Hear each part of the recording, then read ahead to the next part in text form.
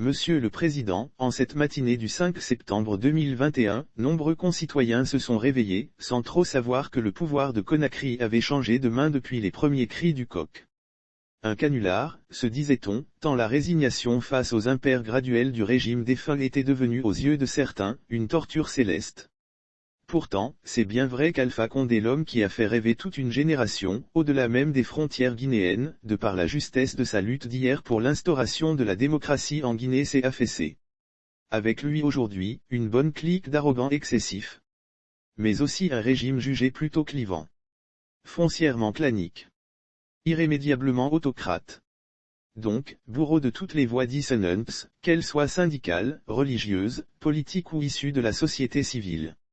On a eu l'impression que ce calvaire et ceux qui l'entretiennent étaient impérissables. Le mépris était d'ailleurs perceptible. Il était cultivé jusque dans les entrailles de l'administration.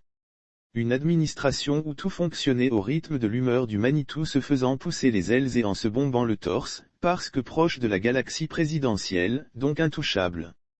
C'est pourquoi, peu de personnes se sont étonnées des scènes de liesse populaire qui ont rivalisé, avec à la fois, surprise générale, émotion forte de s'être débarrassé d'un régime oppresseur, sanglots, par endroits et indignation, c'est selon la position que l'on soit, juste quelques heures seulement après avoir vu dépiter, avoir scruté, partagé et commenté les images ubuesques du désormais ex-locataire de Sékou Toureya.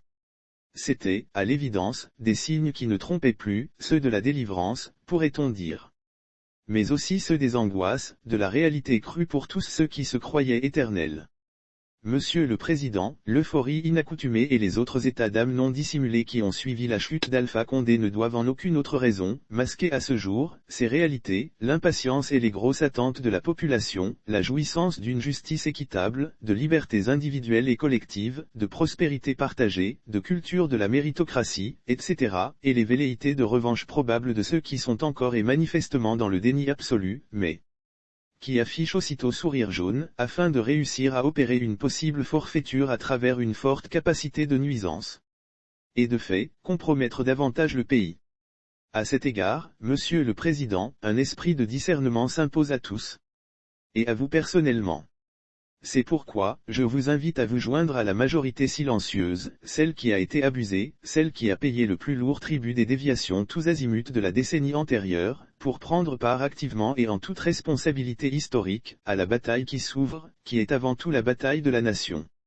Vous en conviendrez avec moi que, pour la sauvegarde de celle-ci, il n'y a pas que la junte. Je me fiche d'ailleurs de celle-ci.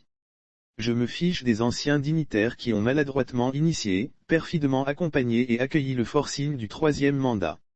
Je me fiche aussi de ces nombreux opportunistes qui volent d'occasion en occasion, pour tout simplement assurer leurs arrières. Je me fiche tout autant et dernier ressort, de cette kyrielle d'élite en faillite, de classe politique en longue pérégrination, de leaders religieux aphones, de cette jeunesse manipulée, de fait, peu encline à assurer un héritage responsable, car divisée, au nom de l'ethnie, de la tribu, des intérêts partisans ou d'appartenance politique. Ce qui m'intéresse, vous en conviendrez, ce sont les vrais gens. Celles qui croient encore que la Guinée est malmenée. Mais que cette Guinée-là existe et qu'elle a inlassablement des racines fortes.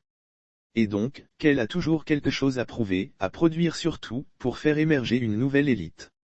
Une élite disposée à garantir aux générations futures un havre de paix et d'union, un îlot de développement tous azimuts et de prospérité partagée, où le populisme, la justice à deux vitesses, le copinage, la corruption rampante et l'impunité, la médiocrité et les clivages ethniques n'auront plus droit de citer. Monsieur le Président, je joigne vraiment ma voix, non pas au concert des déclarations de soutien ou d'invectives, de manipulations ou de médisances déclenchées parfois par des bourreaux d'hier, petits rois d'autrefois, intouchables de la décennie Condé, etc., mais à la chorale, à la symphonie dite marginale qui s'efforce pour autant encore d'en appeler à votre capacité d'analyse approfondie de la situation, d'anticipation responsable des crises, de discernement tranché des appels au soutien. De subtilité délicate dans les prises de décision, de bienveillance sociale et d'autoprotection. Lorsqu'un affidé par exemple du régime défunt, ancien dignitaire, fervent partisan du « mandat de trop », déboule aujourd'hui sur les ondes des médias locaux, Alpha Condé n'a pas voulu nous écouter. Alpha a été trompé, il vous appartient, me semble-t-il, de rétablir dorénavant les règles du jeu démocratique et d'être capable de séparer le vrai de ce qui ne l'est pas.